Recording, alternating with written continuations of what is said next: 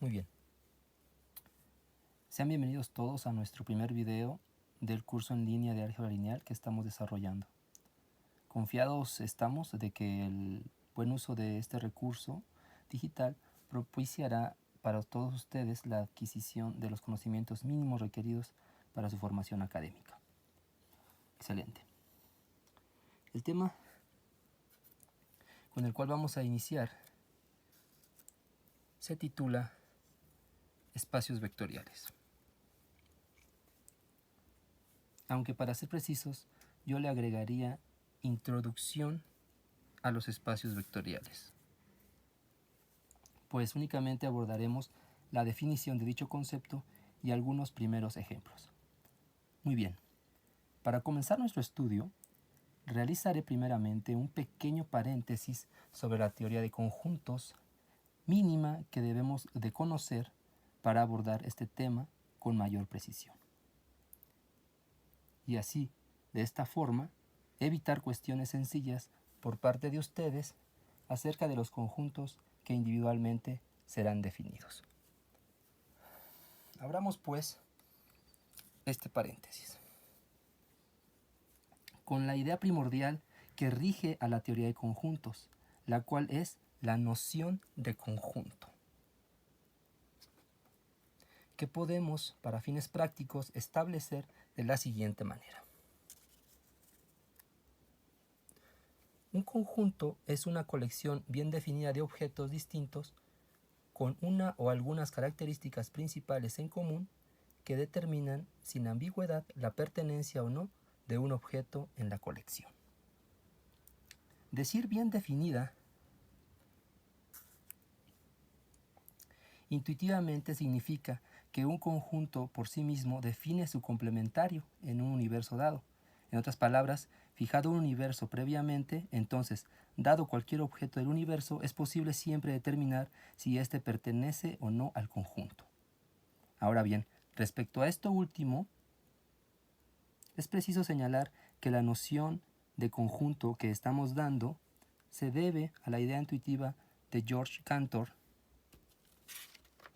que nos dice que un conjunto queda definido si es posible describir completamente sus elementos.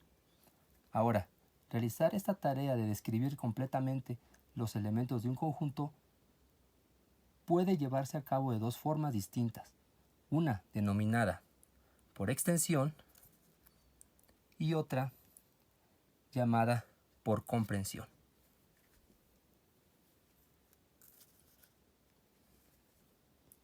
La forma extensiva coloca todos los elementos del conjunto entre llaves y los separa por una coma. Por ejemplo,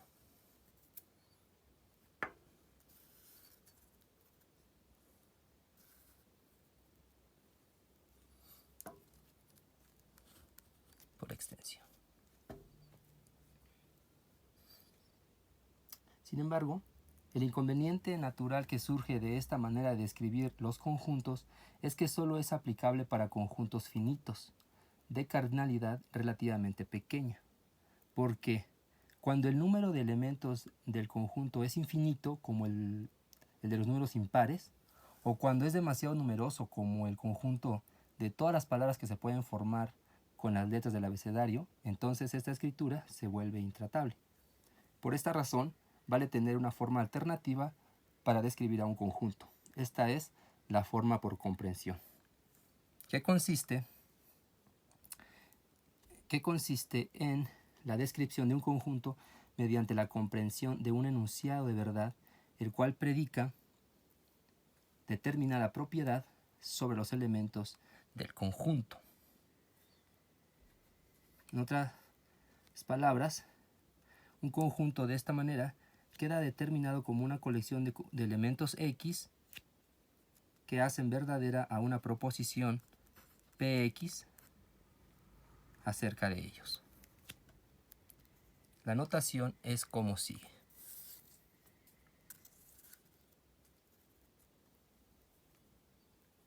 X, que se lee de esta manera. U es el conjunto de los X tales que Px es verdadera. Por ejemplo,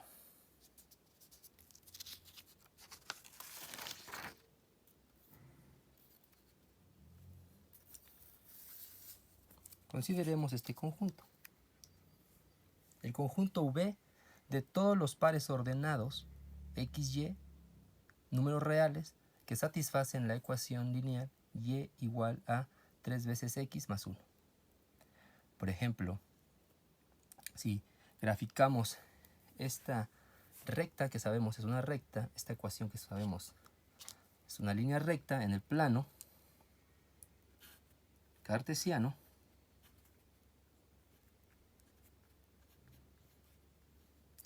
entonces nos damos cuenta que el conjunto de pares que satisfacen esta propiedad son aquellos que pasan sobre la recta siguiente. Notemos que si x vale 0, entonces y vale 1. Y cuando y vale 0, entonces x es igual al negativo de 1/3. Entonces la recta a la que se refiere este conjunto es precisamente la que pasa por esas dos puntitos. Muy bien. Entonces la colección de todos los puntos que caen en esta recta es este conjunto que está aquí. Otro ejemplo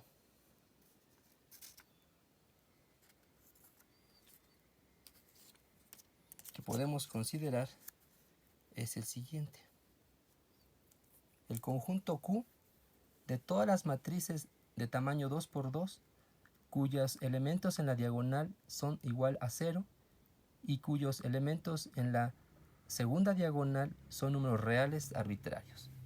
En este conjunto podemos observar, por ejemplo, que una matriz de la forma pertenece a Q o es un elemento de Q, mientras que una matriz, digamos, como esta, no pertenece al conjunto Q, dado que la entrada A22 no es igual a 0 y es un requisito, ¿verdad?, que sea igual a 0 para que pueda pertenecer al conjunto. Muy bien.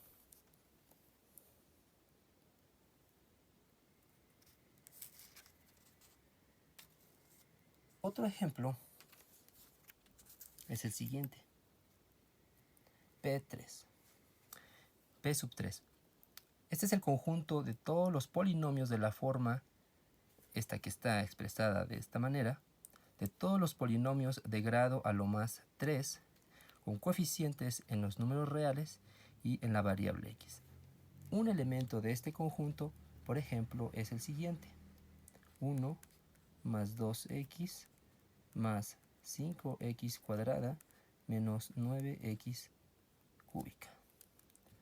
Un polinomio, por ejemplo, que no está en el conjunto es el siguiente, 3x cuarta.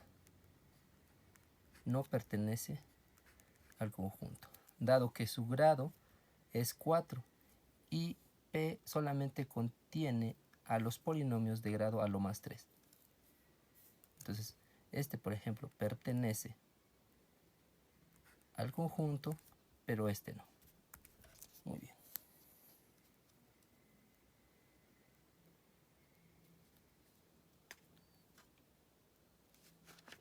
Otro ejemplo de conjunto descrito en su forma por comprensión es este que está aquí. De todas las matrices de tamaño 5 por 5 cuyo determinante es distinto de 0. Un ejemplo de un elemento de este conjunto es la matriz identidad de tamaño 5 por 5.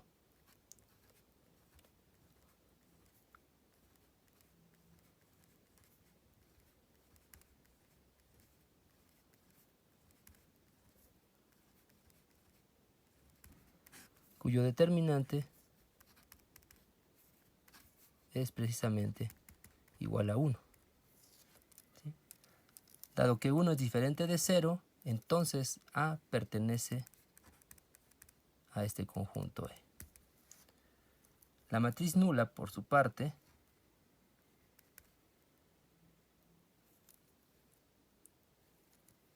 que es la matriz que tiene ceros en todas sus entradas, no es un elemento del conjunto, dado que su determinante es igual a 0. Dado que el requisito de pertenencia para este conjunto es que sea de tamaño 5 por 5, por cierto. Primero tiene que ser de tamaño 5 por 5. Y lo segundo que debe satisfacer es que su determinante sea diferente de 0. Pero como el determinante de la matriz nula es igual a 0, entonces no se cumple esta proposición de verdad para este elemento, y entonces este elemento no puede ser un miembro o un objeto del conjunto E.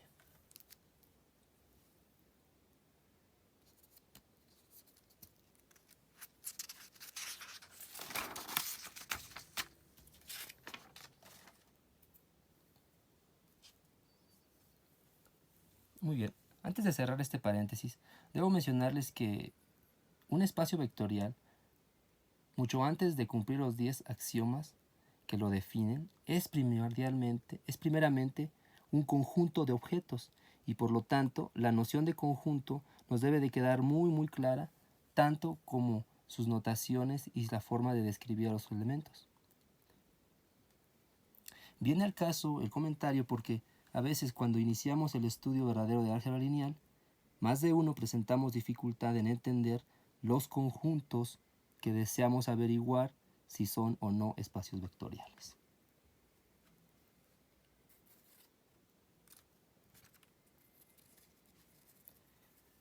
Por último, ya para finalizar esta paréntesis, ¿verdad? Voy a mencionar que aún la idea intuitiva de Cantor expuesta en estos momentos de definición de noción de conjunto conduce a ciertas contradicciones llamadas paradojas, como la paradoja de Russell, que es de las más conocidas, ¿verdad? Ver, por ejemplo, la sección 2 del libro de Halmos. Okay. Voy a cerrar este pequeño paréntesis.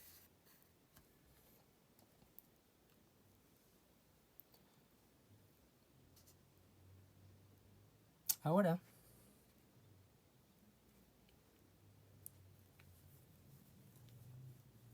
me gustaría presentarles una de las razones por las que el concepto de espacio vectorial tiene que ser lo bastante general axiomáticamente hablando como abstracto.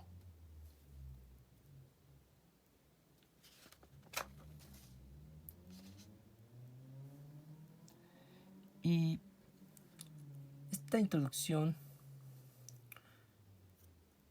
es la siguiente. Fíjense, desde que estamos en la primaria conocemos el campo de los números racionales.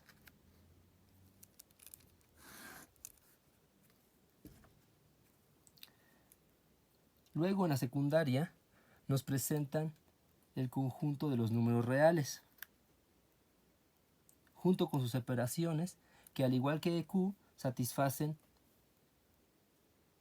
estos dos conjuntos. También por ese tiempo de adolescentes, aunque no nos demos cuenta, nos presentan al conjunto de polinomios en la variable x con coeficientes en R de cierto grado fijo, que denotamos de esta manera. Más adelante en el bachillerato nos encontramos a las funciones trigonométricas, las exponenciales, las logarítmicas, las racionales, las funciones de potencia y las funciones de raíz.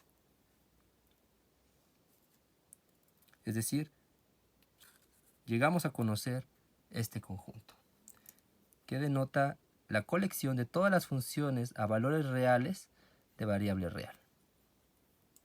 Después, ya en la universidad, por fortuna de muchos, llegamos a conocer las matrices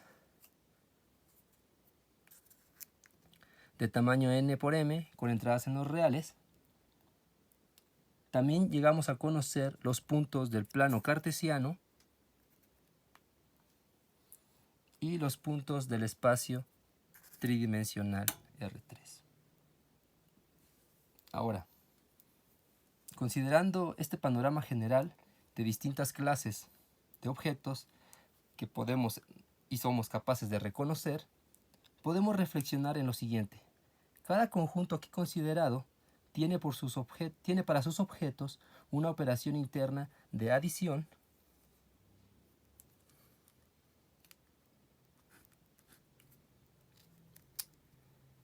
y una operación de multiplicación por escalar entre un objeto del conjunto y un escalar determinado. En otras palabras,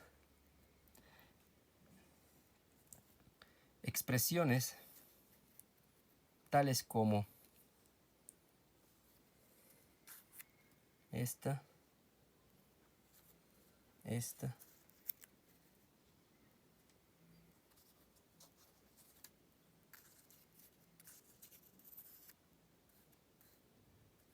esta que está aquí, esta otra, ¿sí?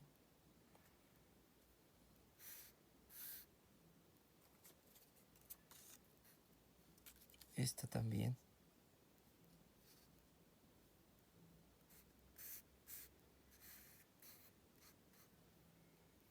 Esta otra más.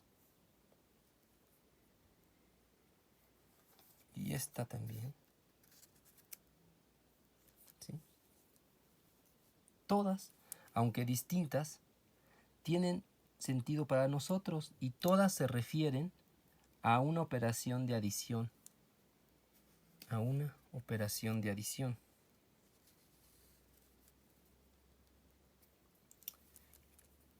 En cada una en su conjunto respectivo. ¿Sí?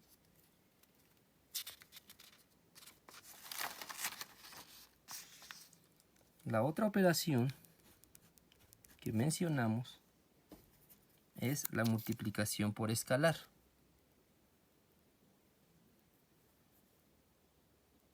Y expresiones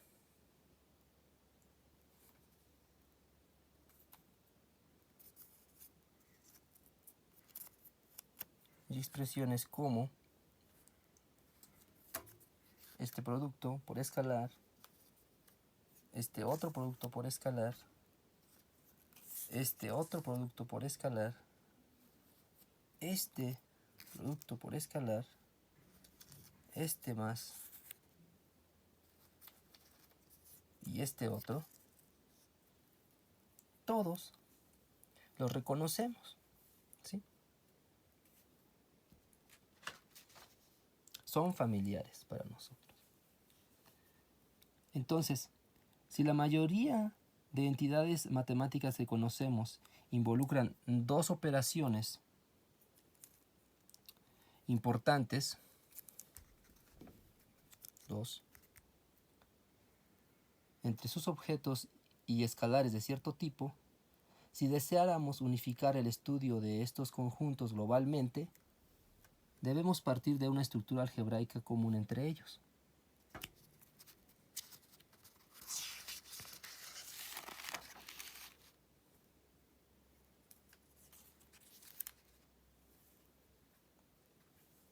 Esta estructura algebraica común es la que se axiomatiza en 10 propiedades que todos los conjuntos mencionados tienen en común. Ahora, es claro que la suma de estos dos números racionales es un número racional, como también es claro que la suma de estos dos números reales es un número real.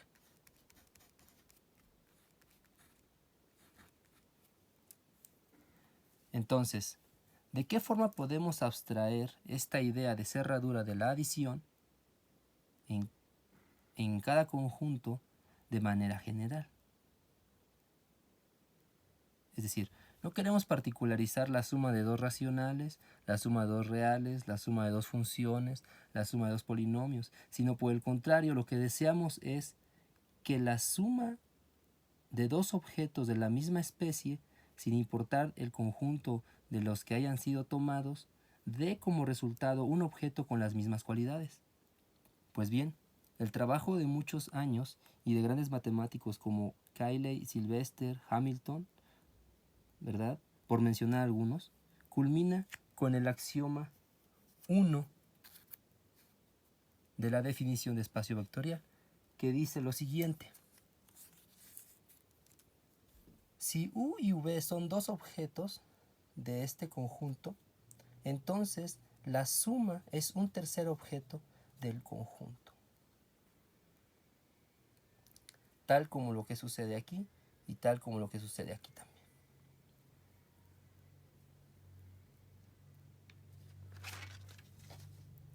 Siguiendo este razonamiento, hasta la última propiedad algebraica en común que tienen todos los conjuntos que hemos visto, se llega a la concepción de la definición de espacio vectorial. Una estructura algebraica de referencia es, pues, la estructura algebraica que define al espacio vectorial. En ese sentido, habrá conjuntos no vacíos con dos operaciones entre sus objetos y escalares de algún campo determinado que sí compartan esa estructura algebraica, y habrá otros que no lo sean. Ahora, la razón de ser del álgebra lineal es el estudio de estas pautas llamadas espacios vectoriales. Y su definición axiomática se justifica porque de un solo tajo, con dicha estructura, se estudian a la vez una gran cantidad de objetos matemáticos, como los que hemos visto. ¿Ok? Bueno, después de esta pequeña introducción a los espacios vectoriales, presentamos por fin la definición formal de espacio vectorial. Perfecto. Muy bien. Un espacio vectorial es una cuaterna constituida por un conjunto cualquiera no vacío V de objetos. Estos objetos son llamados vectores.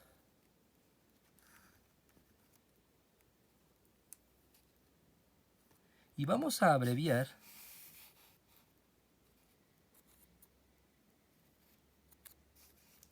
espacio vectorial por E.V.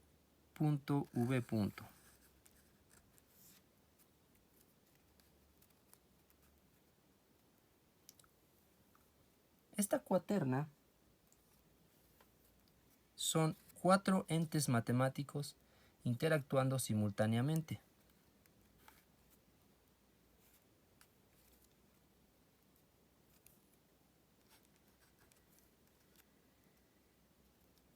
¿Sí? La operación interna de adición entre los objetos de B recibe el nombre de suma de vectores de V. Suma de vectores de V. Esta cuaterna consta de un campo de escalares, el cual puede ser de característica 0 como Q, R y los complejos, o de característica positiva como Z2, Z3 y Z5, que son campos finitos. En nuestro curso vamos a considerar solamente espacios vectoriales sobre R.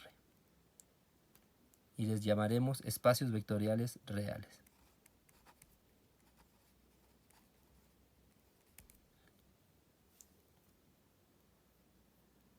Muy bien.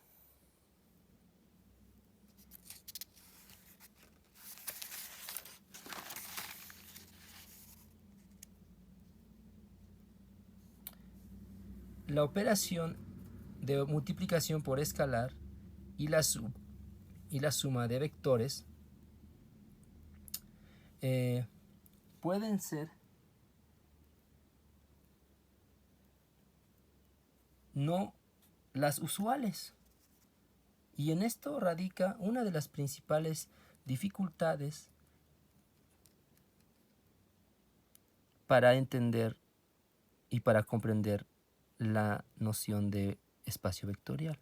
Distintas operaciones de adición pueden ser consideradas y distintas operaciones de multiplicación por escalar.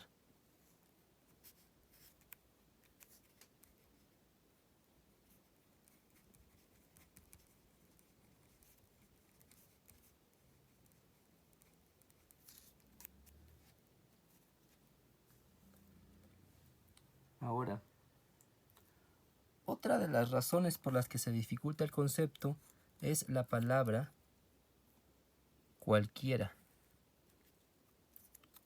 Cualquiera. ¿Cualquiera? Sí. Porque en lo que sigue vamos a considerar diversos conjuntos con algunas operaciones y nos vamos a preguntar si esos conjuntos con esas operaciones y con esos campos de escalares son o no espacios vectoriales. Entonces, la gama es muy amplia. El concepto se refiere no a un solo objeto matemático, sino a una clase de entidades matemáticas, todas las que satisfacen estas condiciones calificadas como espacios vectoriales. Pero si una de esas cuaternas en cuestión no satisface una de estas 10 axiomas, entonces no es espacio vectorial. Luego, para verificar si un conjunto dado con algunas con las operaciones de suma de multiplicación escalar sobre un campo de escalares es o no un espacio vectorial, tenemos que verificar que se cumplan todos los 10 axiomas que lo definen. Y para verificar o para demostrar que un conjunto no es un espacio vectorial, es suficiente exhibir una de estas propiedades que falla.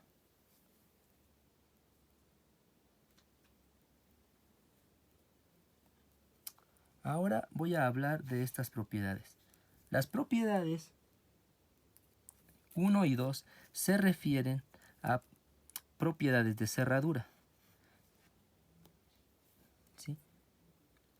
Que significa que dos objetos del conjunto V, al ser operados con la suma, ¿sí?, te da un objeto también del conjunto V. La propiedad 3 se denomina propiedad conmutativa, que nos dice que no importa el orden de los vectores en la suma, el resultado es el mismo. Las propiedades asociativas son las propiedades 4 y la propiedad 5. Que nos dice que los vectores pueden asociarse de tal modo que no importa cómo lo resolvamos, el resultado es el mismo. También los escalares pueden asociarse de tal modo que el resultado sea el mismo. Observen aquí que este producto es el producto por escalar y este producto punto es el producto del campo de escalares, ¿sí? Muy bien. La propiedad 6 se denomina propiedad del elemento neutro, la cual nos dice que en el conjunto existe un elemento especial llamado neutro que cumple la siguiente propiedad. Cualquier vector sumado con él es igual al vector original. Entonces el neutro no afecta en la suma a ningún otro vector. Y esto se cumple para todo elemento del conjunto V. Este símbolo como una A al revés significa para todo. La propiedad 7 se refiere a los inversos aditivos, que nos dice que para cada objeto del conjunto V existe otro objeto del conjunto B también, que al ser sumados recuperamos el elemento neutro, ¿sí? En otras palabras, W es el negativo del vector V. La propiedad 8 se denomina propiedad de la identidad escalar, que nos dice que si tú multiplicas a un vector por la unidad del campo, entonces el vector queda intacto, no se afecta. Y las propiedades 9 y 10 se denominan propiedades distributivas.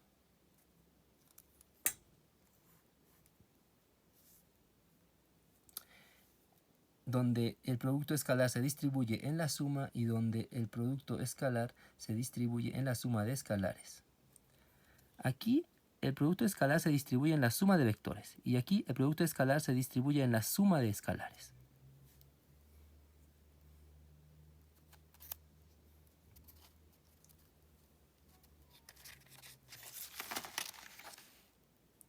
Si quisiéramos corroborar geométricamente la propiedad conmutativa de la adición de vectores, podemos hacerlo de manera geométrica en el caso del plano cartesiano, R2, ¿sí? Donde nos dice que si yo tengo un vector U y quiero sumar un vector V, entonces sabemos que la suma es este vector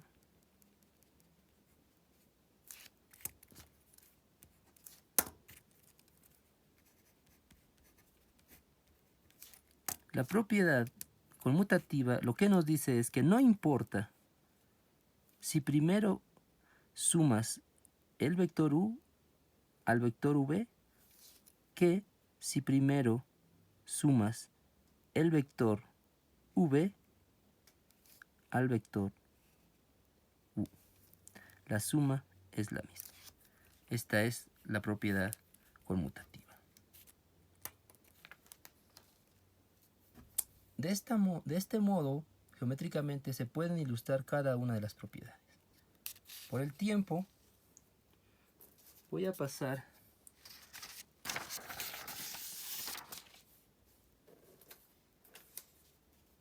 a resolver dos ejercicios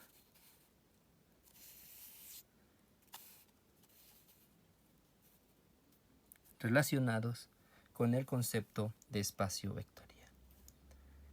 ¿Sí? Nos preguntan si este conjunto descrito de forma por comprensión es o no un espacio vectorial. Lo mismo es para este conjunto. Por simplicidad voy a comenzar con el ejercicio 2. Fíjense que la condición de pertenencia para este conjunto es que los números reales que constituyen a estas parejas de números deben de satisfacer ser positivos. Es decir,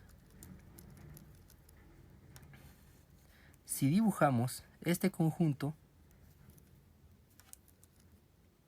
la colección de puntos de V se refiere precisamente al primer cuadrante. ¿Sí? Este conjunto es V, geométricamente. Ahora, si este conjunto es un espacio vectorial, entonces debe de verificar todos los 10 axiomas de espacio vectorial. Pero es fácil darse cuenta que no cumple todos esos 10 axiomas. Por ejemplo, el axioma 2. ¿Sí? El axioma 2 nos dice que para todo lambda en el campo K, en este caso R, para todo escalar y para todo elemento del conjunto, se debe de cumplir que el producto por escalar debe de ser un elemento del conjunto. Entonces, para exhibir la falla, basta considerar un caso particular donde falla. Considera lambda igual a -1 que es un número real, y considera el vector b igual a 1, 0, este que está aquí. Si nos damos cuenta, este elemento, esta pareja ordenada es un elemento del conjunto B porque el 1 es mayor o igual a 0 y el 0 es mayor o igual a 0. Entonces satisface la condición de pertenencia a este conjunto. Ahora, si multiplicamos lambda por v, nos queda lo siguiente. Menos 1 por 1, 0. Y nos da como resultado menos 1, 0. El cual ya no pertenece al conjunto B. Y la razón es porque su primer componente es negativa. No satisface esta condición. Por lo tanto, este conjunto no es un espacio vectorial.